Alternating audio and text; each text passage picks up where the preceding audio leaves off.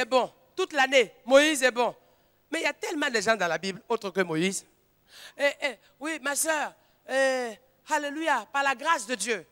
Alléluia, Dieu est tout puissant. C'est comme les gens qui prophétisent. Mes enfants, je suis présent, je suis présent. Pour le moment, ce n'est pas une prophétie, ça. Hein? Mes enfants, je suis présent. Moi, j'attends le message. Il faut que les gens comprennent qu'il ne faut pas donner l'impression que c'est en soi-même et avec ses pensées et ses efforts qu'on réussit quelque chose. C'est avec l'inspiration de Dieu. Et l'inspiration de Dieu fait que tu poses même des actes qui sont peut-être bizarres, mais qui ont un sens pour la gloire de Dieu, face et dans là où tu te trouves pour le royaume de Dieu. Boum, boum, boum, boum, boum, boum, boum. Alléluia, Alléluia, Vous êtes prêts? Verset 16. Ainsi parle l'Éternel. Vous voyez? L'homme de Dieu va montrer la stratégie. Faites des fosses. C'est-à-dire, faites des creux. Et c'est là qu'est né les tranchées pour les militaires en combat. La première fois que les gens ont commencé à faire ce qu'on appelle les tranchées dans les camps militaires, dans le cadre des combats, des stratégies de combat, est née à partir d'Élysée.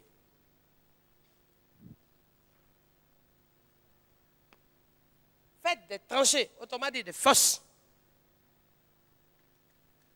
Parce que pour pouvoir vous protéger de vous qui êtes bien en sécurité autour de vous, et pour pouvoir aussi vous protéger pour ceux qui veulent entrer, ils vont tomber dans le trou. Quand vous partez en Israël aujourd'hui, vous verrez qu'autour des murailles de Jérusalem, on a creusé autour.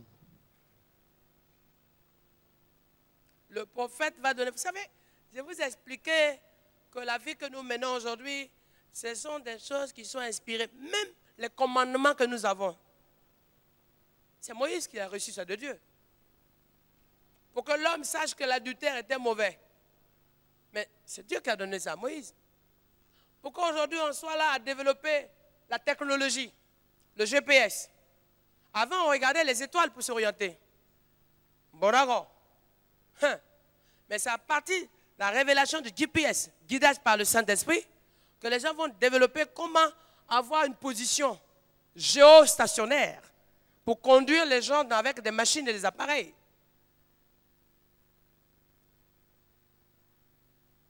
Voilà pourquoi Steve Jobs, je veux dire ça, tout ça pour ceux qui sont à l'église, ils comprennent.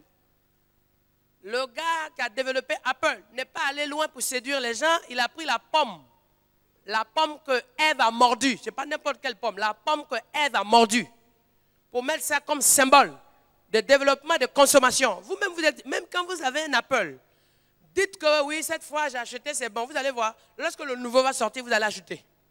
Ça vous donne toujours envie de croquer. Et vous allez croquer encore et encore. Moi-même, c'est terrible. Et au point que je n'ai même plus de Bible. C'est mon iPad qui est la Bible, parce qu'il y a au moins 30 Bibles dedans. Mais les gens viennent chercher l'inspiration. Ce que vous ne savez pas, c'est que les économistes aujourd'hui et les gens qui développent toutes les structures du monde se retrouvent. Bible ouverte, ils s'asseyent et ils essaient de comprendre, malheureusement, ils vont puiser dans le passé le mode de fonctionnement pour développer l'avenir.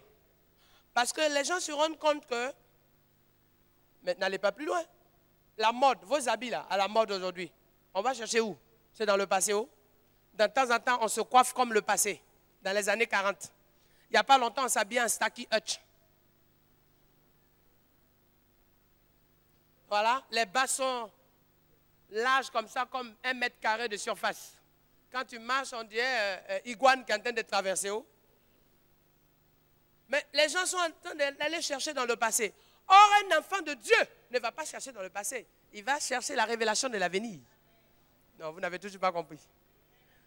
Je répète. Les gens du monde, les économistes, les grands puissants du monde sont en train de chercher ce qui a marché avant. On se bat aux États-Unis avec les idées de Martin Luther King. Or, Martin Luther King se battait avec la révélation de l'avenir. Il dit, un jour, je fais un rêve. Un jour où le noir et le blanc s'asserront ensemble, se tiendront les mains et dirigeront et marcheront d'un seul cœur dans un pays uni.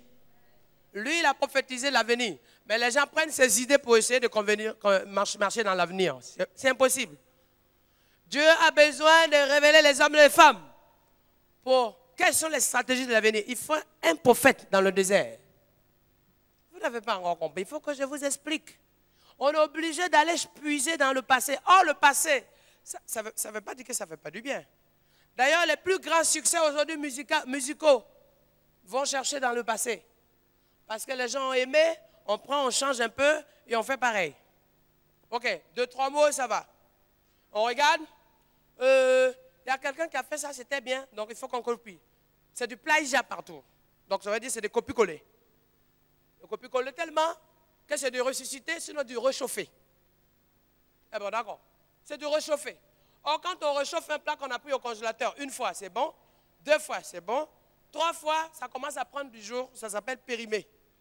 Et on a le risque de peut-être continuer à consommer, d'utiliser. Et comme ça commence à pourrir, on veut à tout prix tenir, donc on met ça au congélateur. Ça s'appelle gastro-entérite. Mon Dieu, Seigneur, pitié. Donc aujourd'hui, on est constipé, on est mal, on a des diarrhées dans la société, dans notre vie, parce qu'on va chercher des choses qui sont déjà périmées à utiliser. Or, un comprimé, c'est bien, quand il est périmé, il ne prend plus.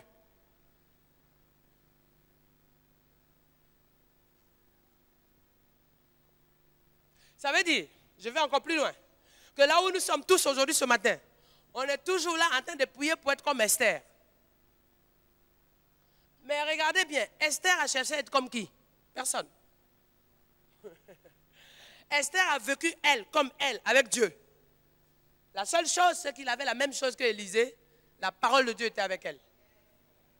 Mais nous, qu'est-ce qu'on fait? On va chercher à vivre comme. C'est très bien, parce que ça peut nous aider en support. Mais ça ne changera rien. Qu'on doit être des prophètes ou des hommes et des femmes, des serviteurs qui cherchent la révélation de l'avenir.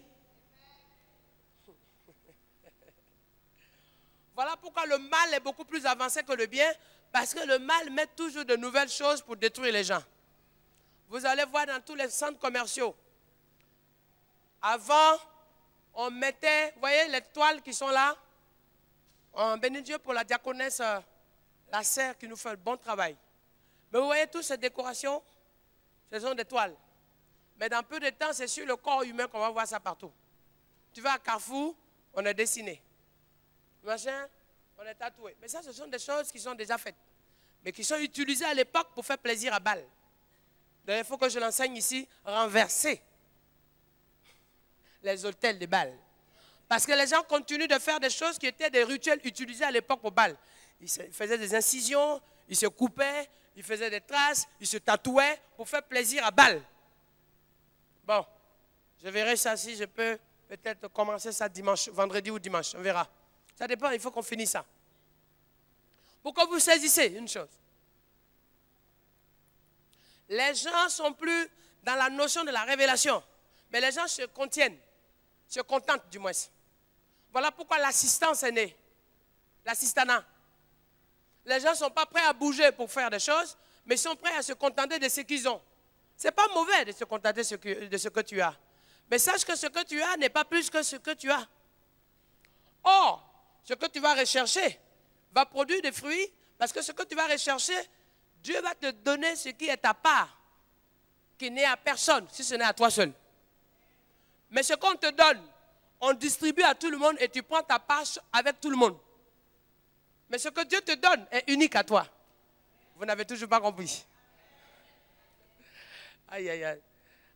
Au lieu de te lever pour développer des projets, mettre en place des stratégies pour pouvoir avancer dans la vie, tu te croises les bras pour qu'on vienne t'assister, t'aider. Or, ce qu'on t'assiste et ce qu'on t'aide vient d'un plan qu'on met en place pour voir comment aider une zone et des personnes. Mais on va te distribuer. Et ce qu'il y a, on va te donner ce qu'il y a. Ce n'est pas mauvais. Je suis d'accord pour être assisté. Je suis d'accord pour être aidé. Mais je refuse d'être assisté, aidé toute ma vie.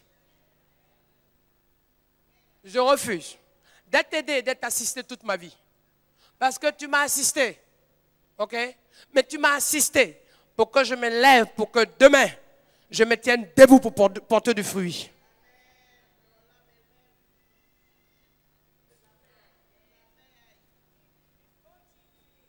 Tu m'as assisté. D'ailleurs, pourquoi on dit assister? Je vais vous apprendre. Quand on assiste quelqu'un parce que la personne est assise. Je répète, on assiste quelqu'un parce que la personne est encore faible. On assiste quelqu'un parce que la personne n'a pas encore la force d'être debout, de se tenir et de porter de fruits lui seul. On assiste quelqu'un parce que la personne a besoin de soutien. On assiste quelqu'un parce que la personne a encore du mal à s'en sortir. Mais tu ne resteras pas toujours assis. Assister te trouve dans une situation d'assise. Quelqu'un qui est à genoux. Quelqu'un qui est dans une situation difficile, une période financière difficile. Mais on ne t'assiste pas toujours dans la position assise. Il faut qu'un jour tu sois debout. Oh, la Bible dit, lève-toi, brille. La Bible dit, lève-toi, brille.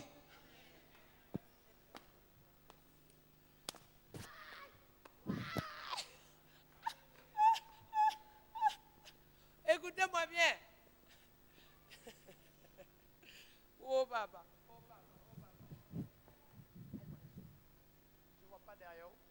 Merci, fils. Mais tout ça, mon Dieu, j'attache partout, mais ça ne tient pas. Écoutez, il dit, oui, on t'assiste parce que tu apprends. On t'assiste parce que tu es élève. On t'assiste parce que tu découvres. On t'assiste parce que tu es nouveau. On t'assiste parce que tu es petit. On t'assiste parce que tu es faible. Mais un jour, tu seras fort.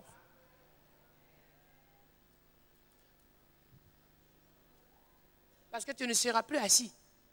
Au contraire, debout, c'est toi qui assisteras les autres. Je ferme la parenthèse.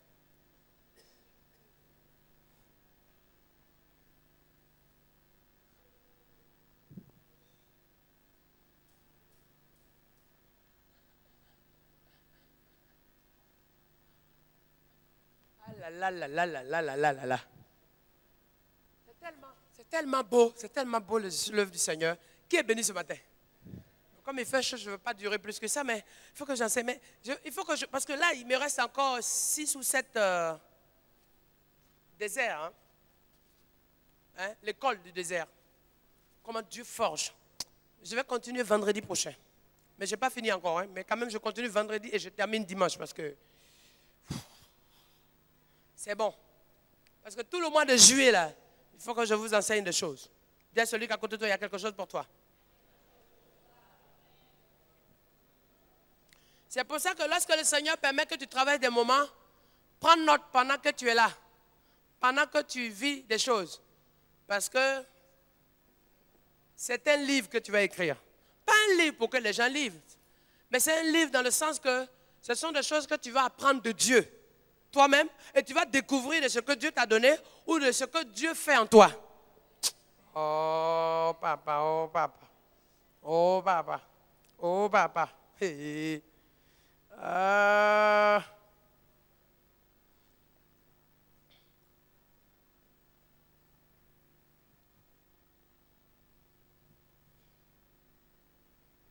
Verset 17. Car ainsi parle l'Éternel. Mon Dieu, là ça va chauffer. Ça va chauffer là. Qu'est-ce qu'il dit? Ah oui, Saint-Étienne, c'est ça, hein? La Francias.